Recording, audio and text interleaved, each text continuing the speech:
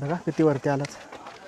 आता इथून बघा तुम्ही किती वरती आला, सगळ्या टॉपवरती ज्या आपल्या पायऱ्या आहेत ना 450 सगळ्या संपलेल्या आहेत. फक्त गडाची तटबंदी फिरायची आहे. तिकडे महाराजांची मूर्ती पाहून नंतर मग खाली उतरायचं.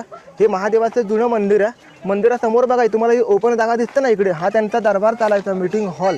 याला मराठीमध्ये सदर म्हणायचे, खलबत खाना हे दरबार. त्यावेळी 2 प्रकाराचे, दिवाणी आम, दिवाणी खास. एक सिक्रेट, एक जनरल. समजा राजांच्या काही कुणी गुन्हा, चोरी, गद्दारी केली, त्या गुन्हेगाराला शिक्षा या जागेवर सुनवायची. शिक्षा काय? गुन्हेगाराचे हातपाय तोडायचे, नंतर पाठी पायचा कडेलोट, 1800 फुटाची दरी, दरीमध्ये जिवंत माणसाला फेका, ही त्यावेळीची शिक्षा.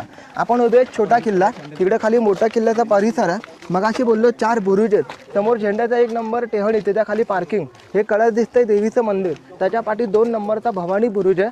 आता 3 नंबरचा बुरुज इथे पुढे पाहायचा सगळ्यात महत्त्वाचा. चोरवाट ठेवले, भुयारी मार्ग, गुप्त मार्ग. ही चोरवाट, ही तटबंदी आहे. या तटबंदीला खाली कोपऱ्यामध्ये बाहेर पडले. पहिले रस्ते असायचे, आता उभे हात ही गडाची तटबंदी. 2 जिल्ह्यांची हद्द. उभे हात जिल्हा सातारा, हात बाहेर काढला तर जिल्हा बदलला, जिल्हा रायगड. उभे सातारा हा रायगड, खाली गाडीचा रस्ता, गाडीचा मार्ग. इथे एक छोटंसं गाव येतं पोलादपूर. नंतर पुढे 17 नंबरचा हायवे, मुंबई टू गोवा. मुंबई इकडे, गोवा इकडे. हे खाली कोकण दर्शन चालू झालं.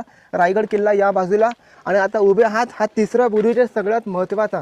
3 नंबरचा केदारेश्वर. महत्त्वाचा का? कारण बघा या बुरुजावरून तुम्हाला गडाचा पुढचा परिसर, गडाचं पाठचं कोकण दर्शन, इथून तुम्हाला तिन्ही साईडचा परिसर कव्हर होतो.